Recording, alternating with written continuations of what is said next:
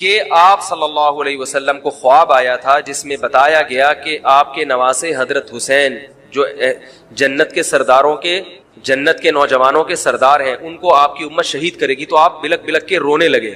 اس سے بعض لوگ استدلال کرتے ہیں دیکھو غم حسین میں رونا چاہیے. تو یاد رکھو نبی صلی اللہ علیہ وسلم کو جب اطلاع ملی آپ کو غم ہوا آپ روئے. تو جب بھی کوئی غم کسی کو پہنچتا ہے اس کی آنکھوں سے آنسو نکلنا یہ نیچرل ہے. تو ایسی خبر کو سن کے آپ کو رونا آ جائے تو یہ سنت ہے, اس میں کوئی حرج نہیں ہے. لیکن کیا ہر سال نبی صلی اللہ علیہ وسلم جس دن یہ خواب آیا تھا تو اگلے سال اسی تاریخ میں دوبارہ روئیں پھر اسی تاریخ میں دوبارہ روئیں؟ بھائی جب غم کی خبر ملی تو روئے آپ صلی اللہ علیہ وسلم. حضرت جعفر طیار آپ کے چچا زاد بھائی, ان کی شہادت کی آپ کو اطلاع ملی تو بھی آپ کے آنکھوں سے آنسو جاری ہوئے. تو کیا اب حضرت جعفر کے غم میں رونا بھی سنت ہوگا؟ بولو نا بھائی. اگر آپ صلی اللہ علیہ وسلم حضرت عثمان کے دور میں زندہ ہوتے اور اس طرح بے دردی سے حضرت عثمان کو شہید کیا جاتا تو کیا آپ نہ روتے ہیں بھائی؟ تو پھر حضرت عثمان کی یوم شہادت پہ رونا بھی کیا ہے؟ سنت ہونا چاہیے نا. حضرت عثمان کی شہادت کی نبی کو اطلاع ملی تھی, وہ جھوٹی افواہ تھی. صلح حدیبیہ کے موقع پر آپ صلی اللہ علیہ وسلم نے حضرت عثمان کو قاصد بنا کے بھیجا. اطلاع ملی کہ ان کو شہید کر دیا. آپ ایسا درد اور ایسا غضبناک ہوئے کہ آپ نے 1400 صحابہ سے موت پر بیعت کی. تو جب آپ کو سچی مچی کی اطلاع ملتی کہ واقعی ابھی تو افواہ تھی, یقین نہیں تھا, جب آپ صلی اللہ علیہ وسلم کو حقیقت میں اطلاع ملتی کہ آپ شہید ہو گئے تو کیا آپ نہ روتے؟ آپ صلی اللہ علیہ وسلم کو اپنی نواسی آپ کی گود میں تھی, اس کا انتقال ہوا, آپ کی آنکھوں سے آنسو جاری ہوئے. صحابہ نے کہا یا رسول اللہ آپ تو ہمیں صبر کی تلقین کرتے ہیں, آج آپ رو رہے ہیں. تو فرمائی اللہ کی رحمت ہے, یہ تو اللہ کی رحمت ہے بھائی, اولاد ہے میری. تو کیا جب حضرت وہ جو آپ صلی اللہ علیہ وسلم کی نواسی کا انتقال کی تاریخ آئے گی تو ہم سب روئیں گے بیٹھ کے؟ بولو نا بھائی. تو کہاں کی کہاں لگا دیتے ہیں. دیکھو ہر بدعت کو جائز کرنے کے لیے نا کچھ دلیل ہر ایک کو مل جاتی ہے. تو میں بار بار کہتا ہوں جو شیعہ حضرات ہیں ان کا مسلک ہے, وہ تو صحابہ کو نہیں مانتے, تو ان کا جو مسلک ہے ان کو کرنے دیں, ان کے کام میں ٹانگ نہ اڑائیں, نہ ان سے بحث کریں, نہ ان کے کام میں ٹانگ اڑائیں. بولے بھائی آپ کا مسلک ہے آپ کریں. میں کہتا ہوں جو سنی لوگ ہیں جن کے اصول ہی الگ ہیں ان سے, وہ یہ سب کیوں کر رہے ہیں بھائی؟ یا تو ادھر ہو جاؤ, شیعہ بن جاؤ. کس نے روکا ہے؟ کوئی گورنمنٹ کی طرف سے پابندی تھوڑی ہے, کوئی پابندی نہیں ہے. آپ شیعہ بن جائے کوئی نہیں روکے گا آپ کو. کوئی شیعہ سنی بننا چاہے اسے کوئی نہیں روکتا, کوئی سنی شیعہ بننا چاہے اسے کوئی نہیں روکتا. لیکن جب آپ سنی ہیں تو پھر آپ کو ان اصولوں پہ چلنا پڑے گا جو اہل سنت والجماعت علماء نے بتائے ہیں. اہل سنت والجماعت کے ہاں رونا عبادت نہیں ہے. ہاں آپ نے کسی دن کربلا کا واقعہ سنا, چاہے محرم میں سنا, ربیع الاول میں سنا, حضرت حسین رضی اللہ تعالی عنہ کی ایک جو دردناک شہادت کا واقعہ آپ نے سنا, آپ کو رونا آ گیا, تو یہ عین ایمان کی علامت. میرے بیان اب ویڈیو ریکارڈ ہوتے ہیں, پہلے ریکارڈ نہیں ہوتے تھے, آڈیو چلتے تھے. تو میں نے 2 دفعہ زندگی میں پہلی دفعہ جب یہ واقعہ بیان سنا, بیان کے دوران میں بھی رو رہا تھا اور سننے والے بھی رو رہے تھے. نیچرلی آ گیا رونا. پھر دوبارہ میں نے یہ واقعہ بیان کیا, مجھے بھی رونا آ گیا اور سننے والوں کو بھی آ گیا. یہ نیچرل جو آ گیا. لیکن اگر میں اس لیے بیٹھوں کہ میں روؤں, آج میں پروگرام ہے باقاعدہ, بولو بھائی, رونے کا, اور آپ کو بھی رلاؤں گا, اور وہ محرم کا واقعہ میں اگر ربیع الاول میں بیان کروں گا تو رونا آ گیا مجھے. تو جو خود سے کسی کا واقعہ سن کے رونا آ جائے اس پہ پابندی نہیں ہے, بلکہ اہل بیت سے محبت کی علامت. لیکن یہ واقعہ جب ہم نے بیان کیا حضرت حسین کا تو مجھے رونا آیا. بالکل اسی طرح رونا جب حضرت عثمان کا واقعہ بیان کیا تو بھی آیا. ظلم تو ان پر بھی ہوا تھا, کوئی کم تھوڑی ہوا تھا.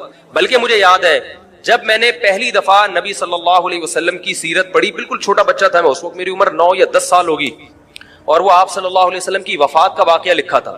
تو اتنے بچے میں تو اتنی سمجھ نہیں ہوتی, لیکن جب مجھے یاد ہے میں پڑھ رہا تھا تو مسلسل آنکھوں سے آنسو بہ رہے تھے. ایسا دردناک واقعہ نبی صلی اللہ علیہ وسلم کی وفات کا. تو وہ تو کسی کے بھی وفات کی خبر جب ہم سنتے ہیں تو نیچرلی رونا آتا ہے انسان کو.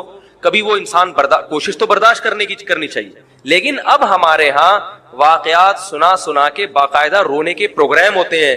یہ اسلام کی تعلیمات نہیں ہے, یہ اسلام کی تعلیمات نہیں ہے, کیونکہ اسلام میں صبر کا حکم ہے. جو خود سے رونا آ جائے نا انسان کو تو وہ ایک نیچرلی ہے. اور کربلا کا واقعہ صرف اس نیت سے بیان کرنا کہ تاکہ میں بھی رہوں آپ بھی رہو, یہ غلط ہے. یہ اہل سنت والجماعت کے ہاں یہ اسلامی تعلیمات کے منافی ہے. سمجھ میں آ رہی ہے بات کہ نہیں آ رہی؟ اور کسی مخصوص دن کے ساتھ تو ویسے بھی خاص نہیں ہے. اور ویسے بھی شریعت میں صحیح بخاری مسلم کی حدیث ہے, آپ صلی اللہ علیہ وسلم نے نوحہ کرنے والی عورتوں پہ لعنت. نیاحہ کہتے ہیں چیخنا چلانا. آپ کو پتہ ہے زمانے جاہلیت میں جب کسی کی میت ہوتی تھی تو باقاعدہ پیسے دے کے عورتوں کو رلوایا جاتا تھا. پیسے دے. آج بھی بہت جگہوں پہ یہ ہو رہا ہے, پیسے دے کے رلوایا جاتا ہے. تو نبی نے تو ان عورتوں پہ لعنت کی ہے جو فری میں روتی ہیں، پیسے دے کے نہیں، جو فری میں میت پہ روتی ہیں. اور چیخ چلا کے رونا تو ویسے ہی حرام ہے اسلام میں. میت پہ جب بھی نبی صلی اللہ علیہ وسلم روئے ہیں آپ کی آنکھوں سے آنسو، بس چیخ چلا کے نہیں روئے ہیں. حضرت جعفر طیار بھی تو اہل بیت میں سے تھے. جب شہید ہوتے ہیں آپ کی 4 جوان بیویاں بیوہ ہوتے ہیں، چھوٹے چھوٹے بچے یتیم ہو جاتے ہیں، تو ان کی بیویاں جب روتی ہیں تو گھر سے باہر آواز آتی ہے. آپ نے پہلی دفعہ سمجھایا جا کے کہ ان سے بولو اپنی آوازوں کو پس کرو. جب دوبارہ تو آپ نے فرمایا منہ پہ خاک پھینک دو جا کے. حالانکہ ان کا جو رشتہ حضرت جعفر طیار سے تھا وہ ہمارا نہیں ہے، ہم تو بہت دور کے ہیں. اہل بیت سے جو جتنا ان کی بیویوں کا رشتہ ہے اتنا تو ہمارا نہیں ہے نا. ان کو چیخ کے رونے کی اجازت نہیں دی. اور آج ہمارے ہاں کیسے ہوتا ہے، ہاں ہاں ہو چیخ رہے ہیں، پیٹ رہے ہیں. گریبان چاک کرنا اسلام میں حرام ہے روتے ہوئے. گریبان چاک کرنا، اس پہ لعنت ہے نبی صلی اللہ علیہ وسلم کی. تو آج گریبان بھی چاک ہو رہا ہے، رو بھی رہے ہیں، پیٹ بھی رہے ہیں. تو بھائی وہ شیعہ حضرات کا ایک مسلک ہے، ان کی رائے ہے، ان کو ان کی رائے پہ چلنے دو. آپ جو اہل سنت والجماعت کو فالو کرتے ہو تو یا تو ادھر ہو جاؤ یا ادھر ہو جاؤ، درمیان میلہ لٹکو. درمیانی آدمی کہیں کبھی نہیں ہوتا. درمیان کی جو جنس ہے وہ کہیں کی ہوتی ہے.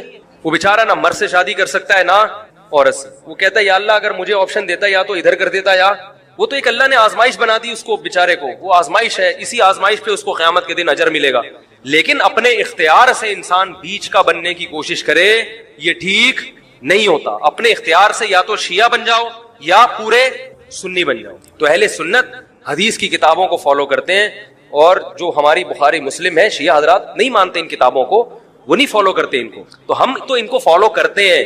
اگر آپ کہتے ہو میں نہیں مانتا ان حدیثوں کو تو پھر بہت ساری چیزیں اور بھی ہیں وہ بھی چھوڑ دو. پھر آپ سمجھ میں آ رہی ہے بات، پھر وہ بھی چھوڑ دو. تو ہم تو ان کتابوں کو فالو کرتے ہیں. ہمارے نبی صلی اللہ علیہ وسلم کے حکام ہیں میت پہ رونا پیٹنا منع. جب حضرت حسین رضی اللہ تعالی عنہ کا قتل ہوا ہے کربلا میں، اور یقیناً یہ بہت بڑا بدترین ظلم تھا تاریخ کا، تو حضرت جو آپ کے اہل بیت جو باقی بچ گئے تھے ان کا کیا ری ایکشن تھا، جو صحیح اسناد سے جو چیزیں ثابت ہیں ان کا کیا ری ایکٹ تھا. کیا امام زین العابدین نے اس طرح سے لوہے کیے تھے کہ آپ نے سینوں کو پیٹا تھا؟ انہوں نے صبر کیا تھا انہوں نے. اور یہی اہل بیت کی شان تھی.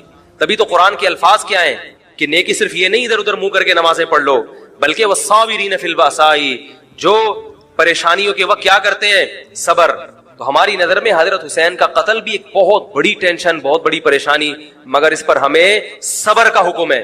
اگر ہمارے اندر انتقام کی طاقت ہوتی تو انتقام لے لیتے. ہم جو بھی قاتلان حسین تھے ہمیں پتہ چلتا کہ یہ ہے، ہم انتقام لیتے ان سے. اگر انتقام نہیں لے وہ تو چلے گئے دنیا سے اپنے ٹھکانوں کو. جس نے جہنم رسید ہونا تھا وہ تو جہنم رسید ہو چکا ہے. اور اللہ نے حضرت حسین رضی اللہ تعالی عنہ کو شہادت کی برکت سے جنت کے جوانوں کا سردار بنا دیا ہے. تو جس کا جو ٹھکانہ تھا، جس ملعون نے جہاں جانا تھا وہ چلا گیا. اب قرآن کیا کہہ رہا ہے، تلک امۃ قد خلت. جہاں بھی قرآن ایسے واقعات بیان کرتے یہ قوم تھی جو گزر گئی. لہا ما کسبت، جس نے جو کیا اس کا بدلہ ملے گا. ولکم ما کسبتم، اب تمہارے اعمال اللہ دیکھے گا. اعمال کا مطلب دیکھے گا جن چیزوں کو اللہ نے حلال کیا تم اس پر عمل کرتے ہو، جن چیزوں کو حرام قرار دیا اس سے بچتے ہو کہ نہیں بچتے. یہ چیزیں دیکھی جائیں گی. تو محرم کے ایک الگ، ہمیں محرم نبی صلی اللہ علیہ وسلم کی زندگی میں ہمیشہ آیا ہے، اس میں کیا احکام ہے. محرم میں آپ نے نکاح بھی کیا ہے. محرم منحوس نہیں ہے. محرم تو اشہر حرم میں سے ہے، برکت والا مہینہ ہے. اس میں جو کام کیا جائے گا اس میں برکت ہو. اس میں شادی بیاہ کریں گے اس میں انشاءاللہ برکت ہوگی. اس میں کوئی اور عبادت کریں گے اس میں برکت. نبی صلی اللہ علیہ وسلم نے محرم کی الگ فضیلت بیان کی کہ اس میں عبادت کا ثواب، محرم کے روزوں کا ثواب عام مہینوں سے زیادہ ہے. تو یہ سب ہماری شریعت کی تعلیمات ہیں.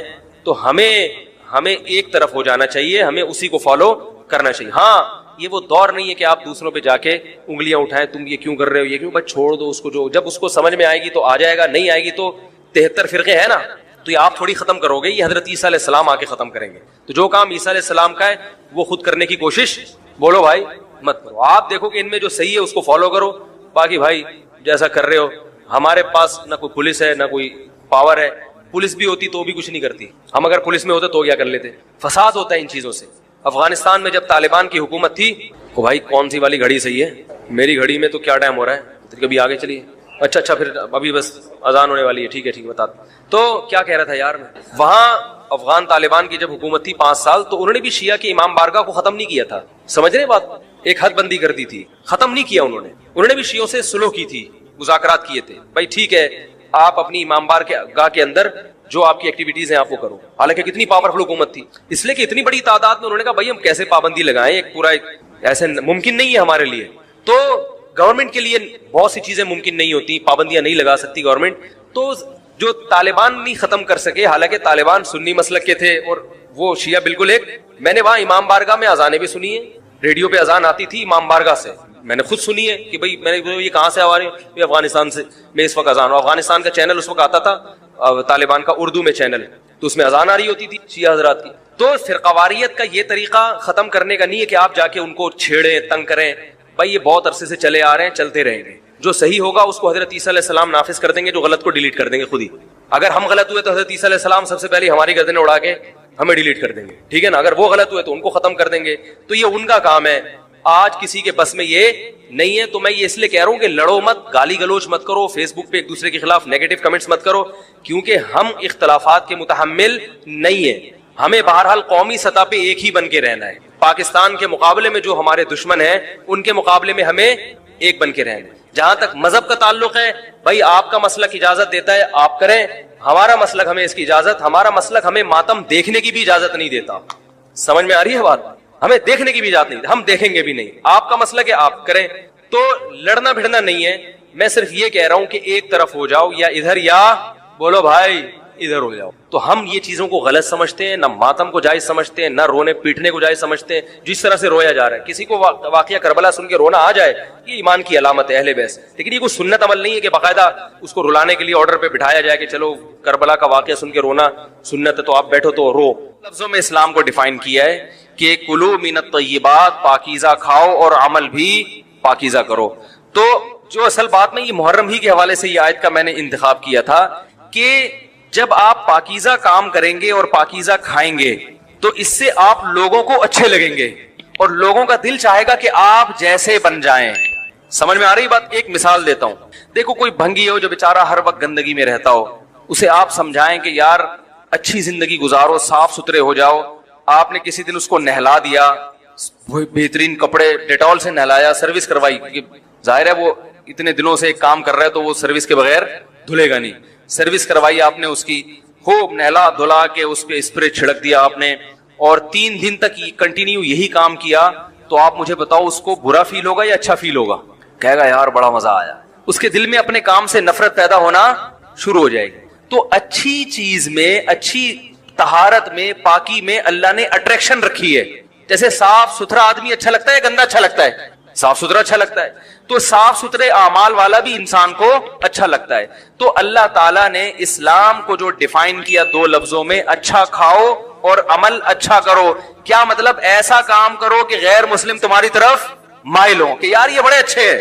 تو کوئی ایسی رسم اسلام میں جس کو دیکھ کر وحشت ہوتی ہو, اس کا مطلب ہے وہ اسلام بولو بھائی نہیں ہے.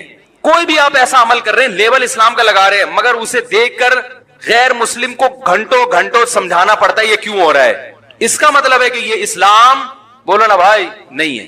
تو آپ مجھے بتاؤ محرم میں جو کچھ ہو رہا ہے, کیا یہ غیر مسلم کو اسلام کی طرف مائل کرے گا؟ یہ عمل ہے بھائی, یعنی کوئی غیر مسلم اسے دیکھ کے مسلمان ہوگا کہ یار ماشاءاللہ بڑا زبردست اسلام ہے. افسوس ہمیں اس پر ہے کہ دیکھو جن کا مسلک ہے, جن کا فقہ ہے, وہ جو کچھ کر رہے ہیں انہیں کرنے دو. اپنے بارے میں یہ فیصلہ کرو کہ ہم سنی ہیں یا شیعہ ہیں. فرقے شروع سے چلے آ رہے ہیں نا, شیعہ اور سنی, ختم کرنا تو ممکن نہیں ہے. تو حضرت عیسیٰ علیہ السلام جب نازل ہوں گے تو تلوار کی زور سے تمام فرقوں کو ختم کر دیں گے. تو جو کام عیسیٰ علیہ السلام کا ہے وہ خود کرنے کی کوشش نہ کرو, جو حضرت مہدی کا کام ہے وہ خود کرنے کی کوشش نہ کرو. ہم کسی فرقے کو ختم نہیں کر سکتے, لیکن ہم اپنے آپ کو ڈیفائن کر سکتے ہیں. ہم یہ بتا سکتے ہیں کہ ہماری رائے میں صحیح کیا ہے. تو میرے بھائی, نبی صلی اللہ علیہ وسلم نے فرمایا 73 فرقوں میں سے ایک جنتی ہے. تو یا تو ادھر چلے جاؤ, یا بولتے کیوں نہیں, ابھی نہیں بول رہے تو پھر عمل کیسے کرو گے, یا تو پورے ادھر چلے جاؤ یا پورے ادھر آ جاؤ. مجھے خدا کی قسم اس پر کوئی اشکال نہیں ہوتا کہ شیعہ لوگ ماتم کیوں کر رہے ہیں, شیعہ لوگ یہ سب کچھ کیوں کر رہے ہیں, وہ جو ہے وہ مرثیے کیوں پڑھ رہے ہیں. مجھے اس پر اشکال نہیں ہوتا. ان کے دلائل ہوں گے ان کے پاس, ان کے علماء ان کو بتاتے ہیں. وہ کب کہتے ہیں کہ ہم سنی ہیں, وہ کب کہتے ہیں کہ ہم صحابہ کو حجت سمجھتے ہیں. ایک چیز کا انہوں نے دعویٰ ہی نہیں کیا تو ہم ان پر وہ کیوں تھوپے ان کے سر پہ. لیکن میں آپ کی بات کر رہا ہوں میں ان لوگوں کی بات کر رہا ہوں جو اپنے آپ کو سنی کہتے ہیں. تو بھائی پھر سنی ہو تو جو اہل سنت والجماعت کے جو چاروں مکاتب فکر ہیں، حنفی، مالکی، شافعی، حنبلی، اہل سنت کے ہیں نا، ان کی کتابوں میں کہیں بھی اس طرح کی کوئی چیز بولو بھائی نہیں ہے. ماتم کرنا اہل سنت کے ہاں جائز نہیں ہے. نبی صلی اللہ علیہ وسلم نے میت پر چیخو پکار کرنے کو حرام قرار دیا ہے. نوحہ کو جو میت پہ رونا پیٹنا ہوتا ہے، گریبان چاک کرنا، اس عمل پر آپ صلی اللہ علیہ وسلم نے لعنت فرمائی ہے. صحیح بخاری صحیح مسلم کی حدیث ہیں. حضرت جعفر طیار رضی اللہ تعالی عنہ نبی کے سگے چچا زاد بھائی میدان جنگ میں شہید ہوئے، 4 بیویاں بیوہ ہوئی ہیں، چھوٹے چھوٹے بچے یتیم ہو گئے. آپ نے ان کی بیویوں کو زور سے رونے کی اجازت نہیں دی. اتنا غضبناک ہوئے جب وہ باز نہیں آئے، آپ نے فرمایا ان کے منہ پہ خاک پھینک دو. حالانکہ بیوہ ہوئی ہیں، قابل ترس ہیں، لیکن چیخ کے رونے کی اجازت، حالانکہ وہ تو اہل بیت میں سے تھے. حضرت جعفر طیار ظلمن شہید ہوئے تھے. ہماری نظر میں حضرت حسین رضی اللہ تعالی عنہ کا قتل کربلا میں یہ تاریخ کا بدترین ظلم، اس لیے بدترین ظلم کہ آپ غیر مسلموں کے ہاتھوں شہید نہیں ہوئے، بلکہ ان لوگوں کے ہاتھوں شہید ہوئے جو اپنے آپ کو مسلمان کہتے تھے، اور مسلمانوں کی قیادت اس وقت ان کے ہاتھ میں تھی، حکومت ان کے ہاتھ میں تھی. لیکن اس ظلم پہ اہل سنت والجماعت کے ہاں جو سنی ہیں، ان کے چاروں مکاتب فکر کے ہاں نہ رونے پیٹنے کی اجازت، نہ نوحہ کرنے کی اجازت، اور نہ میرے بھائی ماتم کرنے کی اجازت. میرے بھائی آپ لوگ اللہ کا واسطہ محرم میں مرثیے نہ لگائیں. ہر گاڑی میں کوئی نوحہ چل رہا ہے، کوئی شیعہ ہے تو ٹھیک ہے وہ کرے. سنیوں پہ یہ کام زیب نہیں دیتا، کیونکہ یہ منافقت ہے. پتہ ہی نہیں چل رہا آپ ادھر ہو یا آپ ادھر ہو، آپ کا مسلک کہیں نہیں پتا چل رہا. ہمیں ایک مسلک کو فالو کرو. ہمارے ہاں محرم منحوس مہینہ نہیں ہے، ہمارے ہاں محترم مہینہ ہے، مبارک مہینہ ہے. امہات المومنین میں سے بعض کی اس مہینے میں شادی ہوئی ہے. ہم شہادت کو نحوست نہیں سمجھتے. 10 محرم پہلے سے مبارک تھا، حضرت حسین کی شہادت کی وجہ سے اور مبارک بن گیا، منحوس نہیں بنا.